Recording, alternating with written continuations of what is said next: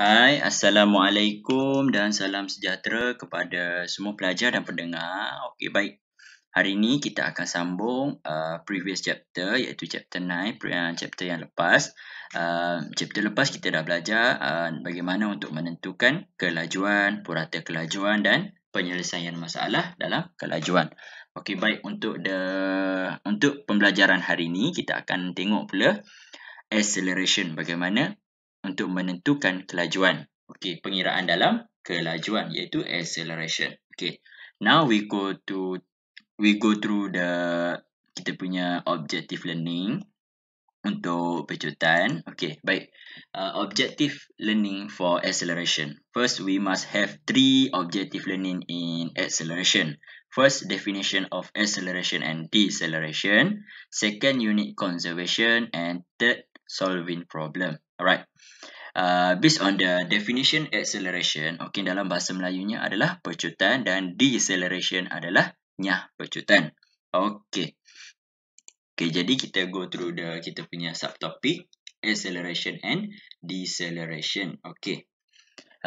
The meaning that of acceleration is the rate of change in speed with time. Okey, perubahan dalam kelajuan. Okey, macam yang chapter sebelum ni kita dah belajar, subtopik sebelum ni kita dah belajar bagaimana pengiraan dalam speed kan. Dan okey, so hari ni kita nak tengok acceleration. So kita nak tengok hubung kait acceleration dengan speed. Okey, jadi untuk kita cari pengiraan dalam acceleration, okay, formula of acceleration equal final speed minus initial speed divided by time. Okay. So, jadi dekat sini, perlu ingat formula untuk kita cari acceleration. Okay, acceleration. Formula dia adalah final speed divided final speed minus initial speed divided by time. Okay. Now we go through the example 1. Okay. A racing car accelerate from a stationary state and reach a speed of 120 km per hour in 6 seconds. Alright, calculate the acceleration. Okay. Untuk kita cari pengiraan dalam pecutan, we must know final speed, second initial speed and time. Okay, that's all. Alright, from the example 1, what is the final speed? Okay, a racing car accelerate from a stationary state. Alright, stationary state refer to the initial speed. Okay, initial speed. So, initial speed kita kosong. Dia bermula dengan stationary state, dalam keadaan tegak, dalam keadaan kosong. Okay, so sehingga reach mencapai kelajuan 120 km per hour. So, maksudnya dekat sini ni adalah kita punya final speed. Okay. Jadi, so kita boleh cari change of speed, perubahan dalam kelajuan. Kita tolak final speed, tolak initial speed. So, kita punya final speed 120 km per hour minus 0 km per hour. So, that we get 120 km per hour. Alright. First, in this question, give me 6 second kan. So, kita kena tukar unit dia. Okay, dia bagi dalam unit. Dia nak dalam unit saat. Tapi, soalan ni beri kita dalam hour. So, maksudnya 120 km per hour kita kena convert kepada saat. Okay, so 120 km per hour. Maknanya 1 saat. Okay, maknanya, 1 jam. 1 jam ni, dia boleh bergerak dalam keadaan 120 km. So, maksudnya dekat sini, 1 jam sama dengan berapa saat? Okay. Okay, 1 jam. Okay, 1 minit sama dengan 60 saat. 1 jam sama dengan 60 minit. So, kita darab. 60 darab 60. So, dekat sini sebab itulah dia buat 60 darab 60. So, kita guna calculator. Okay. Okay, kita guna calculator ni. Okay. Okay, 120.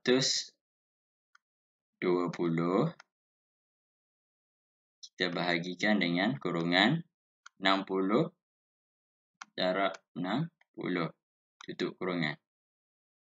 So kita akan dapat 0.003 km per second. Okey, so dekat sini kita dah tukar unit siap-siap dalam saat sebab dia bagi dalam jam. 120 km per hour. So kita tukar dalam second, kita dapat 0.033 km per second. Okey, dekat sini baru kita boleh bagi dengan 6 second sebab unit kita sini dah second. So kita boleh directly cari acceleration dengan kita bahagi 6 second. So okey, calculator yang tadi 0.033 bahagi dengan 6 saat. So kita dapat okey, eksponen lah. Ni maksud eksponen ni adalah bergerak negatif 3 ke depan. Okey, so kita punya dekat sini 5.5 eksponen negatif 3 kan. So kita tukar yang ni, gerakkan 3 kali, 1, 2, 3. So sini kosong. Okay, so kita dapat 0.0056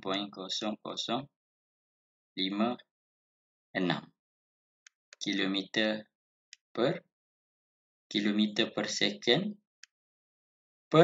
second. Okay. Kenapa per second? Sebab kita yang ni per second sekali lagi. Sebab untuk yang acceleration unit dia kena per second sekali lagi, berbanding yang kita belajar minggu lepas, kita punya speed dia just terus kilometer per second kan. Tapi kalau untuk yang acceleration dia ada lagi per second. Kita tak boleh tinggal. Sebabnya dekat sini dia punya asas dia kilometer. Okay, ni dah kelajuan. Kita bahagi pula lagi sekali di kita punya masa. So kilometer per second jadi per second. Kilometer per second. Okay. So inilah jawapan dia untuk example 1. Okay. Now we go through the example 2. Alright, example 2 refer to the deceleration. Alright. Meaning of deceleration is the negative acceleration or decrease in speed or they will slow down. Alright. So deceleration ni bermaksud nyah pecutan. Okay, nyah pecutan ni adalah nilai negatif bagi acceleration. Okay, contoh. Soalan tu, okay, kalau kamu kira dapat jawapan negatif. So maksudnya itu adalah deceleration ataupun dalam acceleration dia kena ada unit negatif ataupun deceleration dalam unit positif. Dia terbalik. Okay. So now kita tengok kepada example yang kedua. Example 2. Okay. A motorcycle move a stationary state and accelerate uniformly to reach a speed of 20 meter per hour in 5 seconds. What is the speed of the motorcycle? Alright, first we must calculate the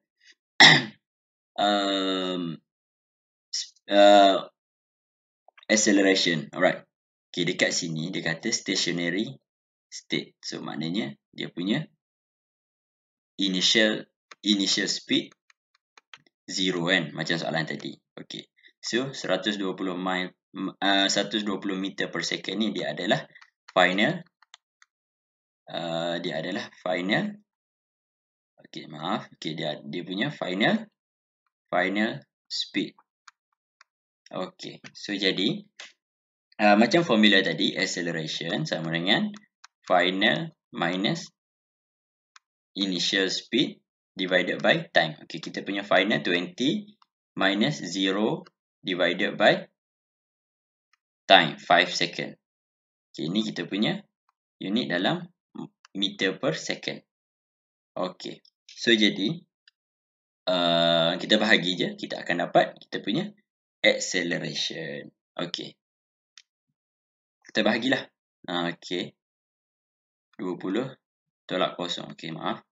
Okay, kita guna kurungan 20 tolak kosong bahagi dengan 5. So kita akan dapat 4 meter per second square. Okay, cikgu nak bagi tahu dekat sini. Okey. Seandainya kalau kamu nak tulis dalam bentuk macam ni pun betul. For second, okay, maaf. Okey, untuk unit, kamu boleh tulis dalam banyak bentuk. Okey, yang pertama dalam bentuk ni. Per second untuk unit acceleration. Ataupun kalau kamu boleh tulis 4 meter kuasa 2.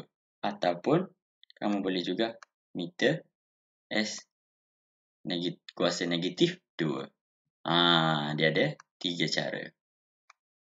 Ni betul, ni betul, ni betul. Tak ada masalah.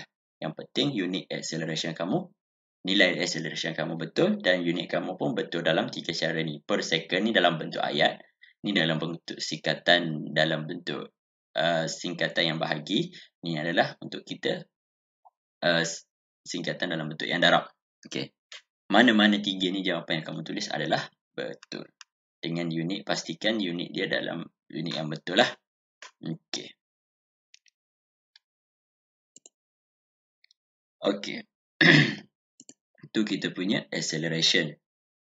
Okey, so now kita tengok untuk example yang ketiga. After the motorcycle apply the brake. Okey. Dia tekan brake. Okey, selepas motorcycle tu tekan brake, the motorcycle move slow. Dia jadi berkurang. At uniform rate until it stop with 4 second. What is the speed of the motorcycle? Okey, so dia nak. Okey, bila dia dah tekan brake, maksudnya dia dah dalam keadaan yang berhenti. So bila dia dah tekan brake, dia dalam keadaan berhenti, maknanya dia punya final, dia berhenti. Okey, so tak ada dah dia punya pergerakan. So itu merujuk kepada 0 meter per second untuk final speed. Sebab dia dah tekan brake. Maknanya final dia dah kosong. Tetapi initial tadi kan dia kata dia dah bergerak. Sebelum dia tekan brake tu dia bergerak dulu dengan keadaan uniform rate. So maksudnya dia bergerak tadi kan soalan dia bersambung dengan soalan yang contoh yang kedua tadi ni. Contoh yang ketiga ni dia bersambung dengan contoh yang kedua. So tadi kan dia dah bergerak 20 miles per hour. So tiba-tiba dia tekan brake. So 20 miles per hour ni dia jadi terbalik. Dia pula yang jadi initial speed. Okey, dia jadi terbalik. So untuk kita tulis kita punya formula, acceleration sama dengan final. Final kita 0 tolak 20. Dia jadi terbalik sebab bila dia dah tekan brake. So bila dia dah tekan brake, so maknanya motor dia dalam keadaan berhenti. So yang 0 meter per second tu dia jadi final speed dan 20 meter per second dia akan jadi initial speed. So dia bahagi dengan 4 saat. Okay, formula dekat sini meter per second. So 0 tolak 20 so jadi negatif 20 miles per second bahagi dengan 4 second. Okay, so jadi nilai dia negatif lah kan. Okay, so nilai dia jadi per second. Okay, so kenapa nilai dia negatif? Okay, negatif ni kamu kena tulis dia deceleration. Kamu tidak boleh katakan dia acceleration. Itu adalah perbezaan acceleration dan deceleration. Kalau nilai dia ada negatif, so kamu tukar je. Negatif ni jadi positif. Dengan syarat kamu kena tulis alasan dia does deceleration. Dan kamu buang nilai negatif dan kamu letak je. The deceleration is 5 meter per second per second. Itulah bezanya acceleration and deceleration. Kalau jawapan dalam negatif, kamu kena tulis ayat dia deceleration dan kamu buang nilai negatif tu dan kamu jadikan dia positif sahaja. Dan unitnya yang sama je. Unit tak ada berubah. Sama macam acceleration tadi. Okey. Okey, baik, kita bersambung lagi. Okey, so selepas kamu belajar apa itu acceleration tadi, apa itu deceleration tadi, bagaimana cara untuk menentukan formula dalam acceleration dan deceleration. Okey, bagaimana untuk kita tentukan deceleration. Okey, so jadi cikgu nak untuk kali ni, cikgu nak kamu buat untuk exercise 1. Okay, exercise 1 dan cikgu nak kamu buat exercise 2 dan cikgu beri masa kepada kamu dan kamu mesti hantar jawapan kamu dalam chat Telegram dan hantar dalam bentuk gambar. Okay. Okay. Okay. Soalan lebih kurang macam tadi je. Okay, kena ingat pertukaran unit, kena ingat pastikan pertukaran unit dan bagaimana pengiraan dalam acceleration dan pengiraan dalam deceleration. Okay. So good luck and try the best. Okay. Okay. Now we go through the next subtopic 9.2.2 unit conservation. Dalam bahasa Melayunya adalah pertukaran unit. Pertukaran unit. Okay. So jadi kita tengok dulu for example for convert 420 meter per min to kilometer per min per minute. Okay, min refer to minute lah. Okay, jadi okay, soalan diberi 420 meter per min per minute. Okay, dia nak dalam kilometer per min per minute. So dia nak dalam kilometer per min per minute. Okay, so dekat sini kita kena bandingkan dua ni, yang mana sama dan yang mana tidak sama. Okay, yang sama, okay, dah settle, tak ada masalah. Yang sama, okay, tak ada masalah. Okay, yang ini dengan yang ini tidak sama sebab soalan diberi 420 meter dan dia nak dalam kilometer. Okay, so kita kena convert 420 meter kepada kilometer. Okay. Jadi untuk kita convert, kita perlu ingat kita punya pertukaran unit asas yang kita belajar di sekolah rendah dulu. Okay, 1 kilometer sama dengan 1000 meter. Okay, so jadi berapa kilometer kalau diberi 420 meter? So kita kena bahagi 420, kita bahagi dengan 1000. Okay, so sama dengan 420 kita bahagikan dengan 1000. So kita akan dapat dalam unit kilometer lah. So kita guna calculator 400, okay, 420 sorry, 420 divided by 1000. Now we get 0.42 kilometer. So meter per minute we multiply by 1 minute and divided by 1 min. So unit dia kita akan dapat 0.42 kilometer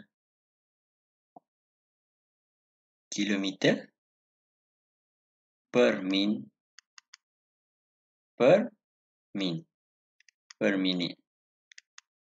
Okay. Ataupun juga kamu boleh tulis dia dalam bentuk 0.42 kilometer per min square ataupun 0.42 kilometer min negative square. Okay.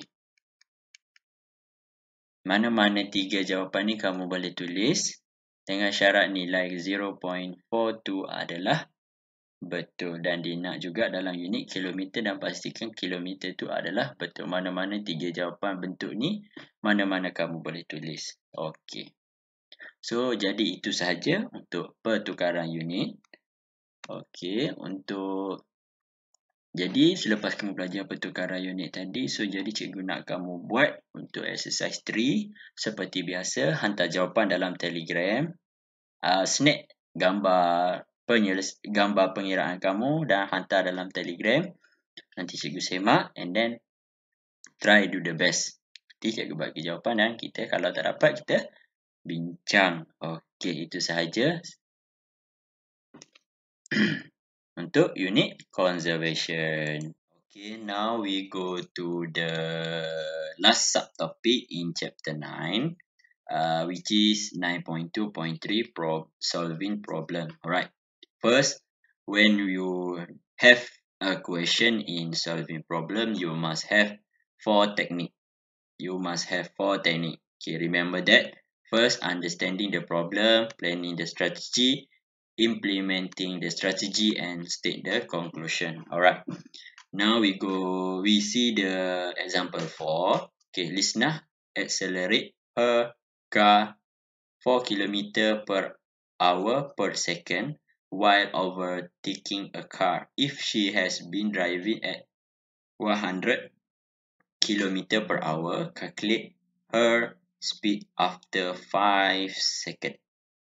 Okay, soalan ni dia dah diberi pecutan. Pecutan dia A, acceleration dia sama dengan 4 km per hour per second. Okay, soalan ni dia nak calculate her speed after 5 minutes. Apa yang boleh kamu fikirkan? Kelajuan selepas 5 saat. Okay, yes, kelajuan 5 saat merujuk kepada before speed after 5 seconds. So 5 second merujuk kepada final speed. Yes, dia nak suruh kita cari final speed berapa. Okey. Pertamanya kamu dah tahu kan formula speed and acceleration sama dengan F minus initial divided by time.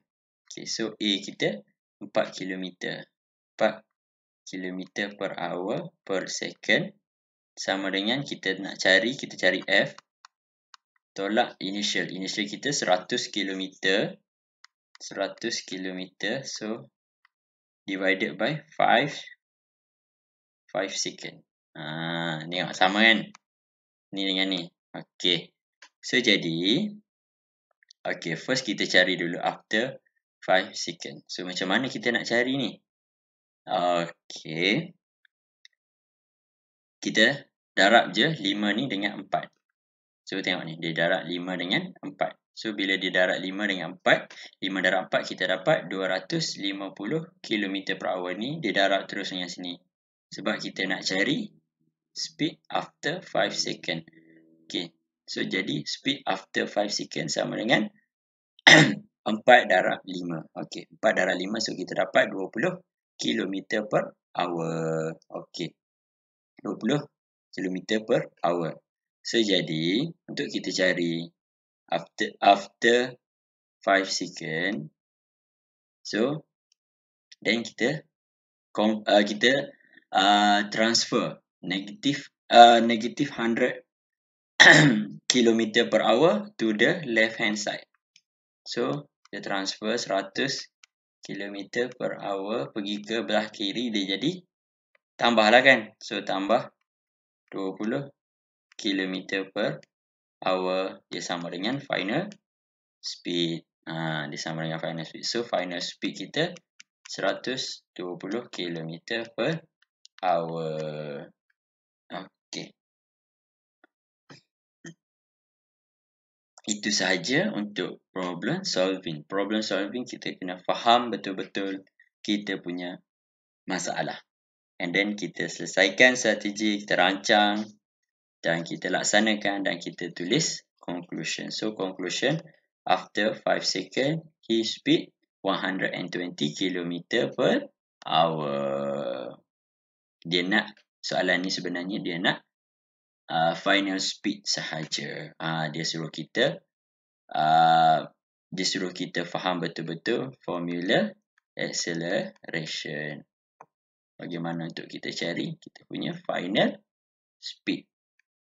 Okey, itu sahaja dalam pengiraan solving problem for example 4. Okey, jadi macam biasa, after kita belajar, kita mesti do exercise, itulah matematik. So, jadi cikgu nak kamu buat untuk exercise 4 macam biasa. 4A, 4B, 4C, 4D. Berdasarkan graf, perhatikan graf betul-betul ya. Okey, itu sahaja untuk pembelajaran kita pada hari ini. Dan kita sudah selesai untuk subtopik 9.2 iaitu acceleration. Alright, that's all for me. Macam biasa, jangan lupa hantar jawapan kamu exercise 4 ni dalam chat Telegram macam biasa.